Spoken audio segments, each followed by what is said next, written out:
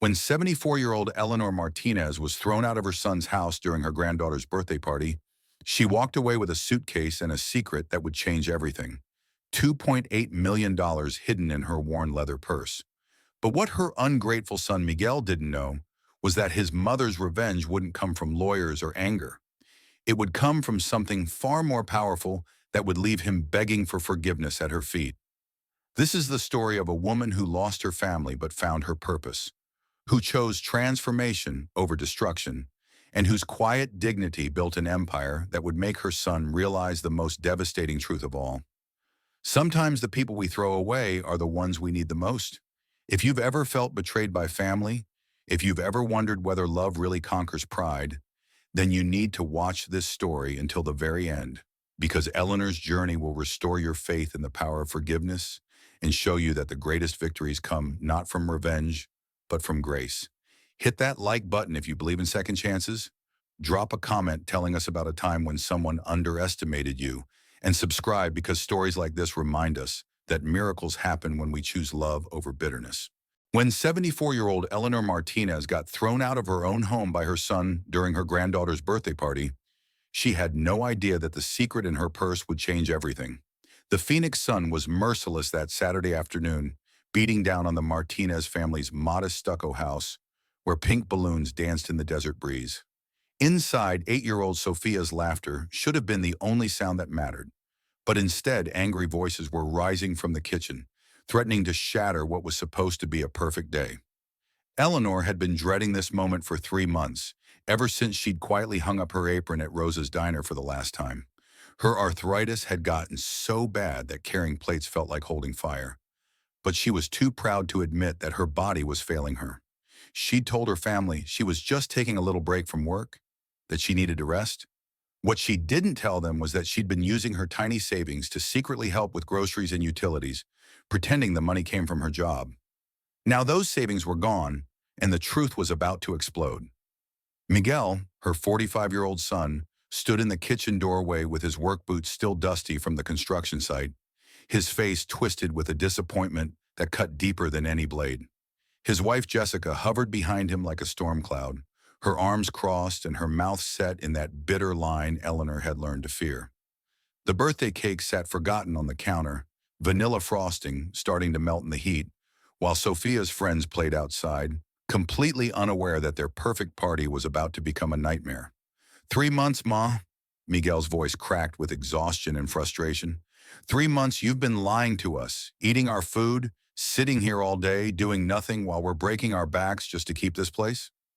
Eleanor felt her chest tighten, not from the heat, but from the weight of words she'd never expected to hear from the boy she'd raised alone after his father died. She'd worked double shifts at that diner for 20 years, skipped countless meals to buy him school clothes, and sacrificed her own dreams so he could have a chance at his. Now he was looking at her like she was a stranger, like she was nothing more than a burden he couldn't afford to carry. Jessica stepped forward, her voice sharp as broken glass. We can barely afford our own kids, Abuela. Miguel's working 60-hour weeks, and I'm pulling doubles at the hospital. We can't carry you too. It's not fair. The words hung in the air like smoke, poisoning everything they touched. Eleanor wanted to scream that she'd been carrying them, that her secret contributions had been keeping them afloat, but pride sealed her lips. Instead, she just nodded slowly, feeling something break inside her chest that had nothing to do with arthritis. 10 minutes later, Eleanor Martinez walked out of the house she'd helped buy, carrying a worn suitcase and the weight of a family's betrayal, while her granddaughter's birthday balloons still danced in the desert wind, now celebrating nothing but the end of everything she thought she knew about love. But what Miguel didn't know as he watched his mother disappear down that dusty Phoenix street was that Eleanor had been protecting a secret far bigger than her lost job. The truth was, she hadn't been fired from Rosa's diner at all. She had walked away on her own terms, something she'd never done in her entire 74 years of life. For 3 decades, Eleanor had served coffee and comfort to truck drivers, construction workers, and lonely souls who needed more than just food. Her hands, now twisted with arthritis, had poured 10,000 cups of coffee and wiped away countless tears from customers who trusted her with their stories. But when lifting a simple plate became agony, When her back screamed every time she bent to clear a table, she knew her body was finally demanding what her heart never could: rest. The doctor had been blunt during her last visit. "Eleanor, your joints are deteriorating faster than we expected. You need to stop the physical labor, or you'll be in a wheelchair within 2 years." She'd sat in that sterile medical office, staring at x-rays of her own bones, and made a choice that terrified her more than any diagnosis. She would quit working, but she would never admit weakness to her family. Miguel was already struggling, working brutal hours in the desert heat, and she refused to become another problem he couldn't solve. So she lied, creating an elaborate story about needing a break, about wanting to spend more time at home. Every month, she dipped into her small savings account to secretly cover utilities and groceries, telling Miguel the money came from her diner tips. She watched her nest egg disappear dollar by dollar, but she told herself it was temporary, that she'd figure something out before the money ran out completely.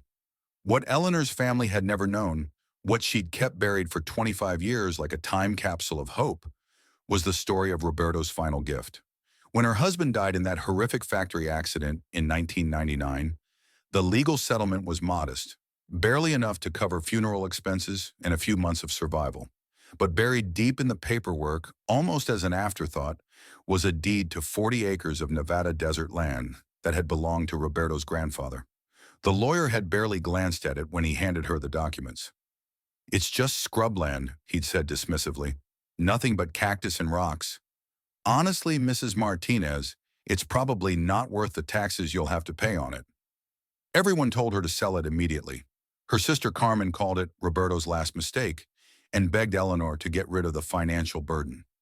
Even the local real estate agent in Nevada laughed when she asked about its value.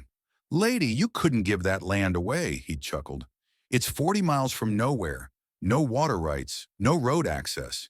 You'd be lucky to get $500 for the whole parcel." But something in Eleanor's heart wouldn't let go. Roberto had whispered to her once, during those precious early days of their marriage, "Land is forever, mija. When everything else fails, land remembers who belongs to it."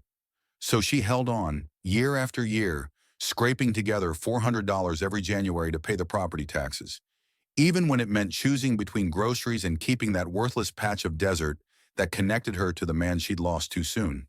What happened next would prove that sometimes the most worthless things in life hold the greatest treasures. 6 months before Miguel threw her out of that house, while Eleanor was still pretending to work at Rosa's diner and secretly hemorrhaging her savings to keep her family afloat, her phone rang on a quiet Tuesday morning. The voice on the other end was crisp, professional, and completely unexpected. "Mrs. Martinez, this is David Chen from Tesla Energy Development. I'm calling about some property you own in Nevada. We'd like to discuss a business opportunity that could be very significant for you." Eleanor nearly dropped the phone. Nobody had called about that land in 25 years, not since the tax assessor's office occasionally sent notices that she dutifully paid. "I think you have the wrong person," she stammered, her heart suddenly racing. "That land isn't worth anything. It's just desert." But David Chen's next words would shatter everything she thought she knew about Roberto's final gift.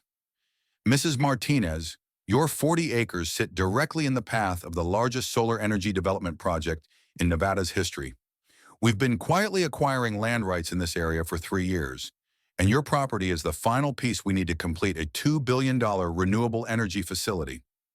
The number that came next made Eleanor's knees buckle. She had to sit down on her kitchen floor, pressing her back against the cabinet where she kept Roberto's old coffee mug, as David Chen explained that Tesla was prepared to offer her $2.8 million for the mineral and solar development rights to her worthless patch of desert.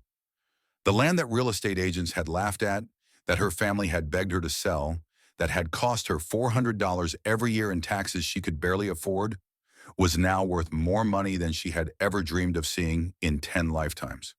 But here's where Eleanor's story becomes truly extraordinary. Instead of screaming with joy, instead of calling Miguel immediately to share the incredible news, she asked David Chen for one thing that revealed the depth of her character: complete and total secrecy. "I need this transaction to be private," she whispered into the phone, her voice trembling with emotions she couldn't even name. "I need time to think about what this means." Within 2 weeks, the money was quietly transferred into a trust fund she established called Roberto's Legacy Fund, managed through a church foundation where no one, not even her own son, could trace it back to her. She continued working at the diner, continued pretending to struggle, continued watching her family's true colors emerge while sitting on a fortune that could have solved every problem they claimed to have. The irony was devastating and beautiful. As Miguel stood in that kitchen 6 months later, berating his mother for being a financial burden, accusing her of freeloading and eating their food, Eleanor had more money in her worn leather purse than he would earn in his entire lifetime. But she said nothing. Because sometimes the most powerful thing you can do is let people show you exactly who they are when they think you have nothing left to offer them. If this story is giving you chills right now, if you're feeling that mix of heartbreak and anticipation that comes from knowing something incredible is about to unfold, then smash that like button because Eleanor's journey is just getting started. Drop a comment and tell us what you would have done with that secret. And don't forget to subscribe because what happens next will restore your faith in the power of quiet dignity over loud revenge. Instead of seeking revenge, Eleanor chose something far more powerful: transformation. That first night after being thrown out of her son's house, with nearly $3 million hidden in a simple checkbook tucked inside her worn purse, Eleanor made a decision that would have shocked everyone who thought they knew her. She didn't check into the Ritz-Carlton or book a luxury suite overlooking Phoenix's glittering skyline. Instead, she walked 8 blocks in the desert heat to St. Mary's Women's Shelter, where she quietly asked for a bed among people who truly understood what it meant to have nowhere else to go. The shelter coordinator, a kind woman named Patricia, looked confused when Eleanor filled out the intake form. "Ma'am, are you sure you need to be here? You seem—" She paused, searching for the right words. "You seem different from our usual residents." Eleanor smiled softly, the first genuine smile she'd managed in months. "We all need shelter sometimes," she replied simply. "Some of us are just better at hiding it." That night, lying on a narrow cot surrounded by women who had lost everything to addiction, abuse, and abandonment, Eleanor felt something she hadn't experienced in years: genuine peace. These women shared their last crackers with her, offered her their extra blanket when she shivered, and told her stories that made her own heartbreak seem small in comparison. For 3 days, Eleanor listened. She heard Maria, a young mother who'd fled an abusive husband with nothing but her twin toddlers and a bag of diapers. She met Janet, a 58-year-old teacher who'd lost her home to medical bills after cancer treatment. She sat with Carmen, an elderly woman whose children had moved across the country and forgotten she existed. Each story carved itself into Eleanor's heart, and with each conversation, a plan began forming in her mind that was bigger than personal pain, bigger than family betrayal, bigger than anything she'd ever imagined for herself. On the fourth day, Eleanor quietly left the shelter and drove across Phoenix until she found exactly what she was looking for: a crumbling community center on the east side of town, surrounded by neighborhoods where hope seemed as scarce as shade in the desert. The building had been abandoned for 3 years, its windows boarded up, its parking lot cracked and full of weeds. The asking price was $180,000, which the realtor apologetically described as a total fixer-upper for someone with more dreams than sense. Eleanor handed him a cashier's check that same afternoon. Working through a carefully constructed network of contractors who knew her only as a representative of the mysterious Martinez Family Foundation, Eleanor began the quiet revolution that would define the rest of her life. Within 6 weeks, the building was transformed. Fresh paint in warm desert colors, industrial kitchens capable of feeding hundreds, childcare rooms filled with toys and books, job training centers equipped with computers, and at the heart of it all, a dining hall that could seat 200 people with dignity and grace. The sign above the entrance, carved from reclaimed wood and painted in her late husband Roberto's favorite blue, read simply, "Abuela's Kitchen, where everyone belongs." Eleanor had found her true calling, and it had nothing to do with revenge and everything to do with making sure no one else would ever feel as forgotten as she had felt walking away from that birthday party with a suitcase full of broken dreams. But while Eleanor was building her empire of kindness, the family that had thrown her away was about to discover that some foundations are more fragile than they appear. Within 2 months of Eleanor's departure, cracks began appearing in the Martinez household that no amount of pride could repair. The first sign of trouble came when Miguel opened the electricity bill and stared at numbers that didn't make sense. $437 for a single month, nearly double what they'd been paying all year. That can't be right, he muttered to Jessica, who was already stressed about their mounting credit card debt. What Miguel didn't realize was that Eleanor had been secretly paying half of their utility bills for over a year. Money she'd quietly transferred from her dwindling savings account with notes to the power company identifying it as additional payment for the Martinez residence. The unraveling accelerated when Miguel's construction company, Southwestern Builders, announced massive layoffs due to a statewide economic downturn. 22 years of loyal service, countless 12-hour days in the brutal Arizona sun, and Miguel found himself holding a pink slip and a handshake from a boss who couldn't meet his eyes. "It's not personal, Miguel," the foreman had said awkwardly. "Company's bleeding money. We had to cut 40% of the crew." But it felt personal when Miguel realized he was 45 years old with a high school education, a mortgage, 2 kids, and bills that kept coming whether he had work or not. Jessica's reaction was swift and merciless. "This is exactly what I was afraid of," she snapped, pacing their small living room like a caged animal. "We can barely make ends meet with your income. And now what? Now we're supposed to live on my hospital salary alone?" The arguments that followed were ugly, full of accusations and resentment that had been building for years. Jessica blamed Miguel for not saving enough money, for not having a backup plan, for being too loyal to a company that had discarded him like yesterday's newspaper. Miguel blamed her for spending too much, for always wanting things they couldn't afford, for never appreciating how hard he'd worked to provide for their family. But the cruelest twist came when Miguel discovered the truth about their finances. While desperately searching through old bank statements, trying to figure out how they'd survived the previous year, he found something that made his blood run cold. Anonymous payments to their mortgage company, their utility bills, even their children's school lunch accounts. Payments that had stopped exactly 2 months ago, right after Eleanor had walked out of their lives. "Mom was helping us," he whispered to himself, the realization hitting him like a physical blow. She was broke, and she was still helping us. By winter, everything had collapsed. The house went into foreclosure despite Miguel's frantic attempts at odd jobs and gig work. Jessica filed for separation, taking Sophia and their teenage son Marcus to live with her mother in California. "I can't do this anymore, Miguel," she said while packing the last of the children's clothes.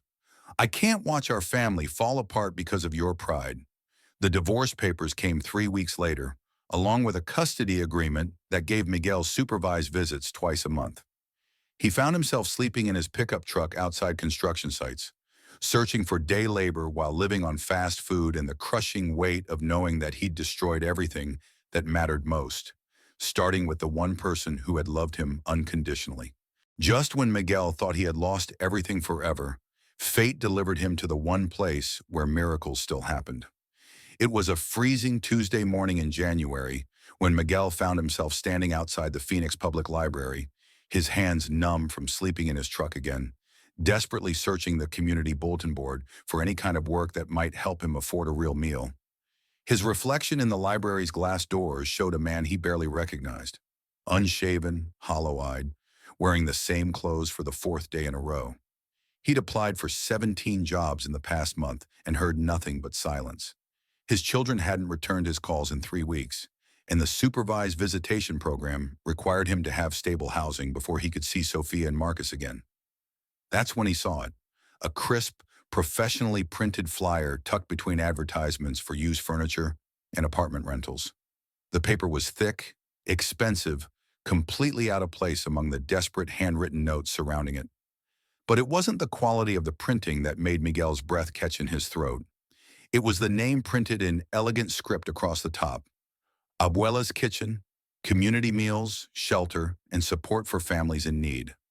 His hands trembled as he read the address, his mind racing with possibilities that seemed too impossible to be real. "Abuela," he whispered to himself. "It can't be her. It can't be."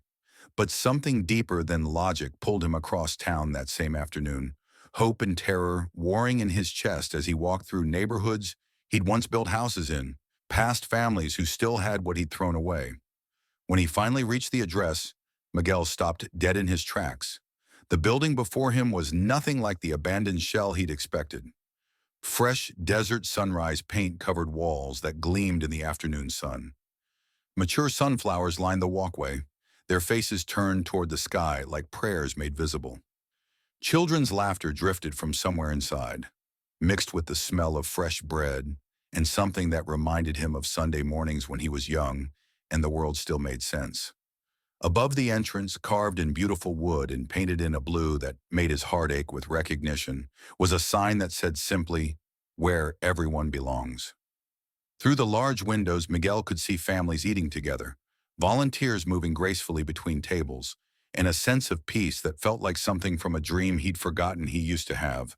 But it was the woman behind the reception desk who made his knees nearly buckle. Dressed in a soft beige cardigan, her silver hair pulled back with the same gentle style she'd worn his entire life, sat Eleanor Martinez. She looked different somehow, not older, but stronger, like someone who had finally found the place where she was meant to be. Their eyes met through the glass, and for a moment, time stopped completely. Miguel saw surprise flicker across her face, then something deeper, something that looked almost like relief. She stood slowly, moving around the desk with a grace he'd forgotten she possessed, and walked toward the door. When she opened it, the first words out of Miguel's mouth weren't an apology or an explanation. They were the same words he'd whispered as a scared little boy after his father died. "Mama, I don't know what to do anymore." What happened next proved that sometimes the greatest strength comes from the gentlest words.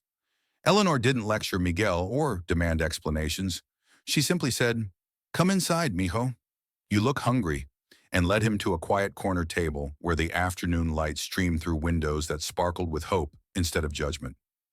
As Miguel sat across from the woman he'd thrown away like garbage, he couldn't stop staring at the transformation around him.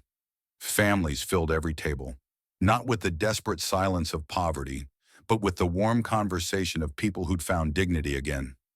Children played in a corner filled with books and toys, their laughter echoing off walls painted in colors that reminded him of Roberto's old workshop.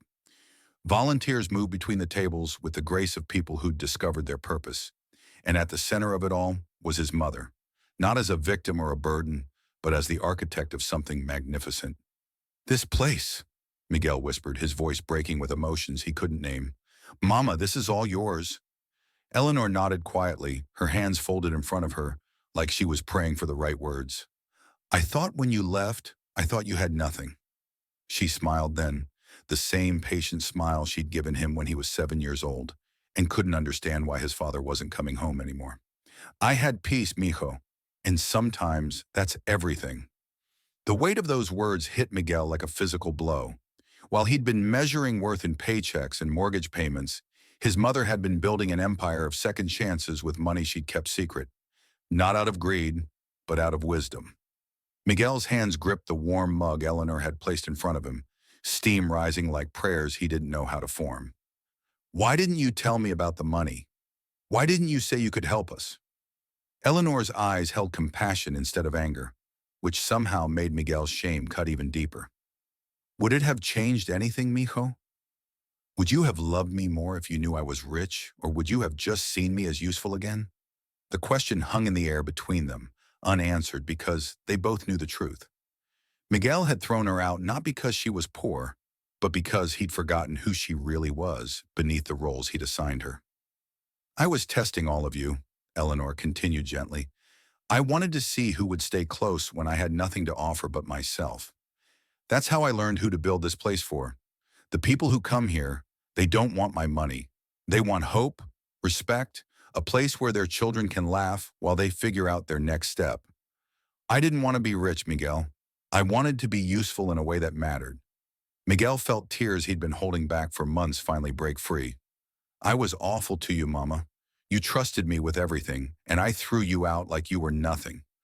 I destroyed our family because I was too proud to see what you were really giving us." That's when Eleanor did something that broke and healed Miguel's heart simultaneously. She reached across the table and took his weathered hands in hers. the same hands that had once held him through nightmares and homework, and every disappointment life had thrown at a boy who'd lost his father too young. You forgot yourself, mijo. That doesn't mean you can't find your way back. Pride makes us blind, but love gives us new eyes. The question isn't whether you deserve forgiveness. The question is whether you're ready to become the man I always knew you could be. The months that followed became Miguel's redemption story. He started as a volunteer at Abuela's kitchen, sweeping floors and washing dishes with the humility of someone who'd learned the difference between having worth and recognizing it. Eleanor gave him a small apartment above the community center, not as charity, but as an opportunity to prove he could rebuild his life one day at a time. Miguel discovered he had a gift for construction management that went beyond swinging hammers. He coordinated the expansion of Abuela's kitchen into 3 more locations across Phoenix, hiring other people who'd lost everything and needed a second chance to matter again. But more importantly, Miguel rebuilt his relationship with his children.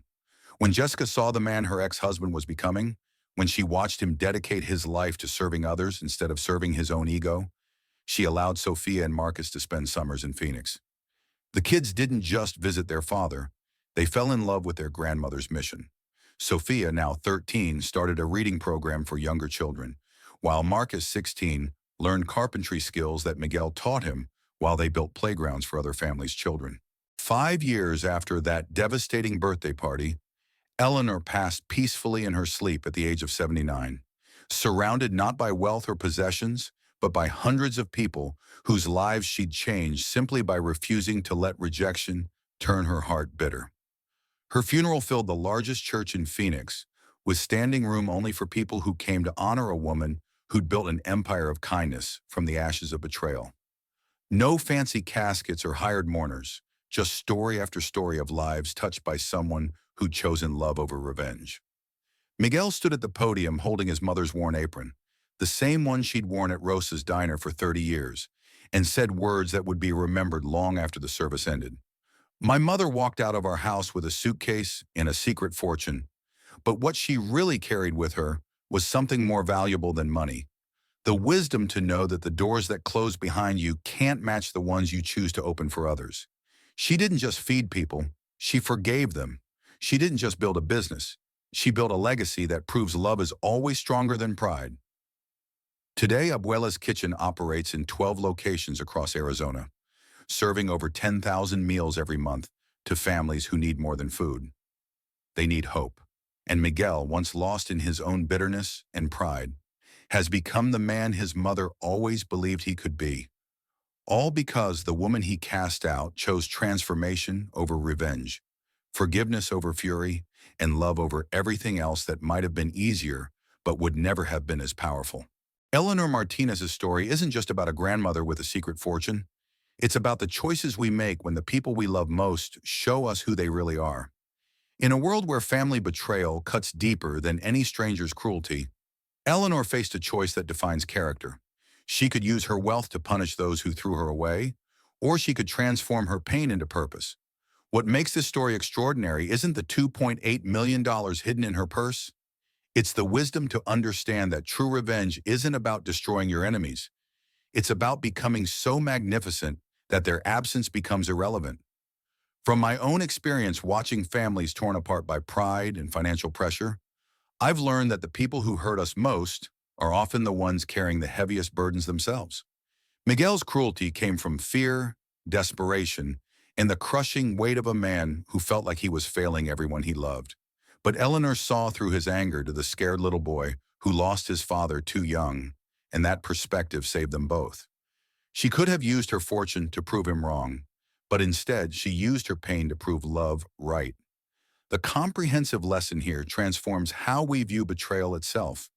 When someone discards you, they're not defining your worth. They're revealing their capacity to recognize it. Eleanor's greatest victory wasn't building a multi-million-dollar foundation or watching Miguel beg for forgiveness.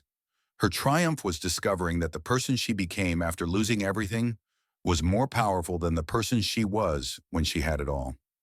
She turned rejection into resurrection, abandonment into abundance, and betrayal into a legacy that fed thousands of souls who needed to know they weren't forgotten. The truth about forgiveness isn't that it erases the hurt.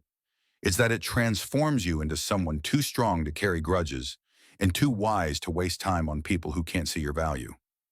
Eleanor's story proves that sometimes the greatest gift you can give someone who throws you away is the chance to watch you flourish without them until they realize what they lost and fight to earn their way back into your life.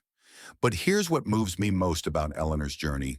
She didn't just survive her family's betrayal, she used it as the foundation for something greater than revenge could ever be. Every meal served at Abuela's kitchen, every family given hope, every child who laughed in those rooms painted Roberto's favorite blue. All of it exists because one woman chose to build bridges instead of walls, chose transformation instead of destruction, chose love even when love hadn't chosen her.